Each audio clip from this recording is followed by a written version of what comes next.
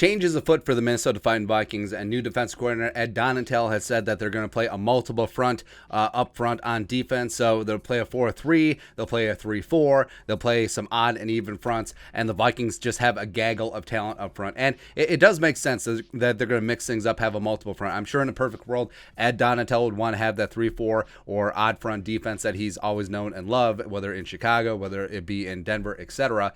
But the Vikings have had years of 4-3 personnel racked up and stacked up, and even though they made a couple of key signings in Harrison Phillips as well as Za'Darius Smith and Jordan Hicks to give them some versatility up front, I think it still will be a hybrid, which frankly will be fantastic, where the Vikings have a bunch of talented personnel that can play multiple spots, and also offenses won't know what to expect.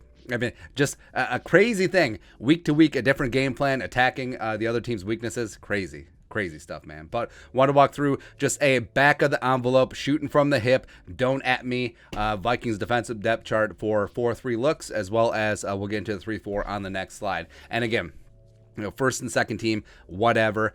You could say, well, Janoris Robinson should be ahead of blah, blah, blah, blah. Yeah, doesn't matter. Doesn't matter at this point. Plus, they're still going to add cornerbacks, hopefully, in free agency and the draft, so whatever. So starting with the 4-3, across you have Danielle Hunter, Diesel Dalvin Thompson, Harrison Phillips, and DJ Wanham. Now, Danielle Hunter and DJ Wanham could be interchangeable, whether they're on the close side or open side. Za'Darius Smith also could put his hand in the dirt. Now, this is probably going to be the least used in terms of personnel out there because, I mean, base personnel, as it's called in today's modern NFL, is nickel, right? So base 4-3, I think will be used a very small percentage of the time, maybe, I don't know what, 3%, 5%. Same thing with 3-4 traditionally. I think it's more likely that they'll play a 4-2-5 nickel or a 3-3-5 nickel or a 3-2-6 dime, etc. So take all these with a grain of salt. But Dalvin Thompson, Harrison Phillips both have experience at 3-tech, 5-tech, as well as nose. So you could flip-flop them if you want. Second team,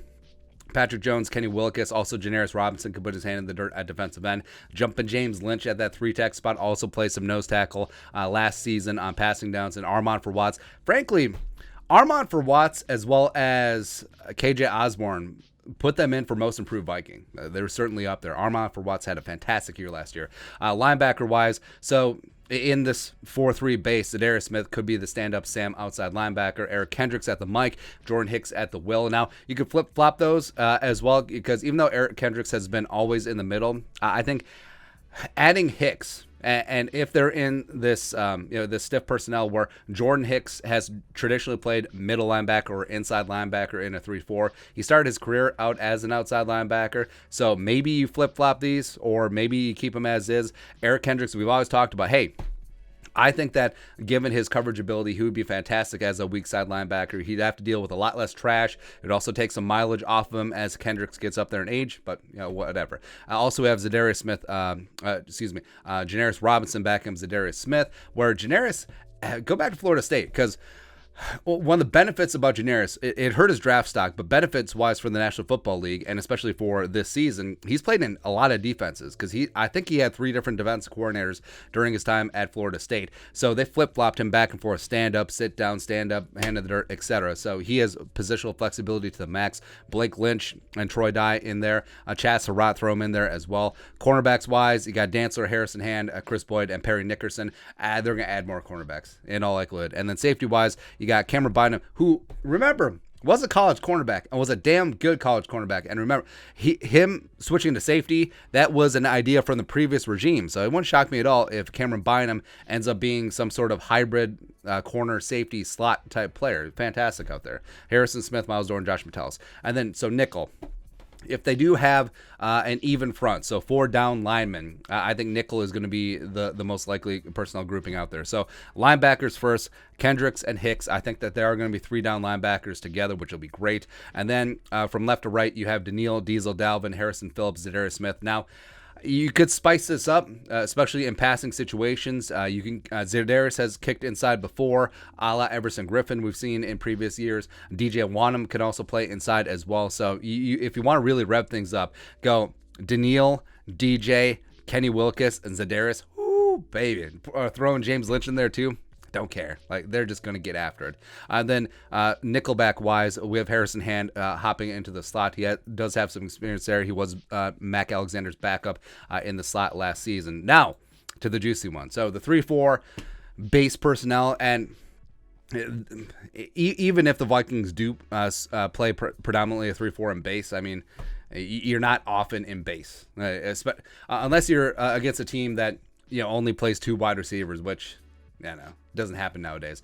Anyway, so down defensive lineman. Now, you could say that Danielle Hunter could be a stand-up outside linebacker, but I wanted to have Danielle, Za'Darius, and DJ on the field, and DJ has much more experience as a stand-up rusher than Danielle, especially going back to his South Carolina days. DJ did stand up at times over the last 2 seasons in Zimmer's defense as well, but you got... Either way, just want them on the field. Plus, Danielle can handle his own, playing that 5's tech in a 3-5. 3-4. 3-5 would be cheating. Actually, 3-4, whatever. So Danielle and Dalvin Tomlinson playing those 5 tech spots. I mean, Dalvin Tomlinson at 5 tech is almost unfair. I like it. Harrison Phillips on the nose, or it could flip-flop Phillips and Tomlinson, whatever. And then linebackers-wise, strong side linebackers, Za'Darius Smith getting after it, or you could put him on the will, so then he's going against the left tackle primarily, whatever you want to do. Then you got Kendricks and Jordan Hicks on the inside as your 2 inside linebackers. Janarius Robinson, Blake Lynch. So now we're kicking Blake Lynch outside. I think that he does have that flexibility. And then you got Troy Dye and Chad Surratt man in the middle, and then the cornerbacks and secondary are still the same. And so, odd front nickel personnel, which I think the Vikings, if I had to wager right now, I think that this would be the defense that they're in primarily for next season. So you got, again, you could flip-flop Danielle and Za'Darius. You could flip-flop Za'Darius sides. He's played all over. He was basically a rover in the Packers defense, so he can play wherever. So he could play Sam. He could probably play Mike. Certainly play Will. Could play defensive end, etc. But Danielle, Phillips, Diesel, Dalvin, and they got Za'Darius, Kendricks, and Hicks, and then you got Dantzler and Chris Boyd outside, Harrison Hand inside, and then Bynum and Harrison Smith. Or we could make things spicy. I mean, bring back Patrick Peterson, draft Sauce Gardner if he makes it to 12. So then you got Sauce and Peterson on the outside. You got Dantzler as your 3rd cornerback. Maybe you kick Cameron Bynum into the slot. I don't know. There's lots of options there, but it's very exciting because there's so many things moving around. And again, these aren't set in stone. These certainly aren't gospel, but just moving guys around where they're going to have so many opportunities to get after the passer. They're going to stop the run and just getting heat on opposing quarterbacks. It's just ideos mio. It's just amazing, man. Like, so many talented players, especially in that front 7 that can play multiple spots. I mean, it's got to be a dream for Ed Donatel, as well as Chris Rumpf, as well as Mike Smith. So, man, I can't wait. I cannot wait. Because remember, it wasn't so much Kirk Cousins on the offense over the last 2 years. It was the defense that was ass. Thank you. So now the defense will rise again.